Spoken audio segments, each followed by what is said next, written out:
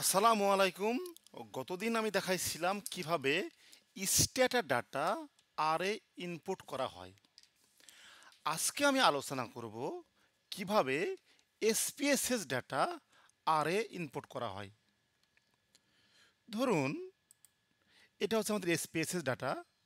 এই ডাটার নামটা হচ্ছে এক্সাম্পল এসপিএসএস ডাটা। এটা আমি ডি ড্রাইভের এবিসি ফোল্ডার রাখছি।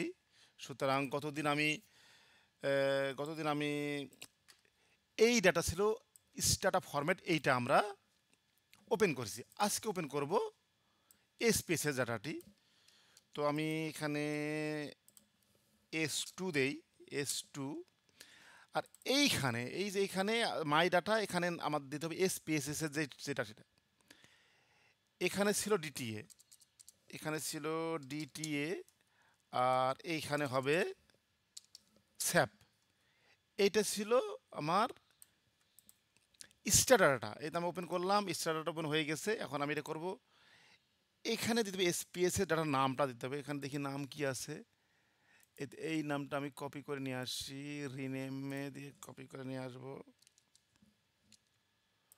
কপি করে সেটু কেটে দিয়ে এই হচ্ছে আমার এসপিএসএস ডাটা। এইটা যদি আমি রান দেই তাহলে আমার, সরি, এইখানে আমাদের করতে হবে স্যাব। স্যাপ, কারণ এক্সটেনশন ফরম্যাট হচ্ছে স্যাপ। শুধু এটা যদি আমি রান দেই, এই দেখেন S2 রান হয়ে গেছে। এই হচ্ছে আমার এসপিএসএস ডাটা। দেখুন, এই হচ্ছে আমার এসপিএসএস ডাটা।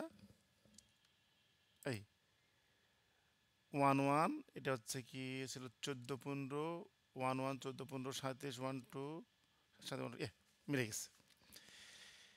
তাহলে এই সিনটেক্স দিয়ে আমরা এসপিএসএস ডাটা ওপেন করতে পারি।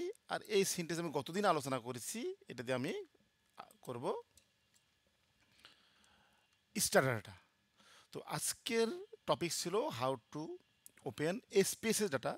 তো আপনারা এই সিনটেক্সটা ইউজ করবেন। সবাইকে অসংখ্য ধন্যবাদ।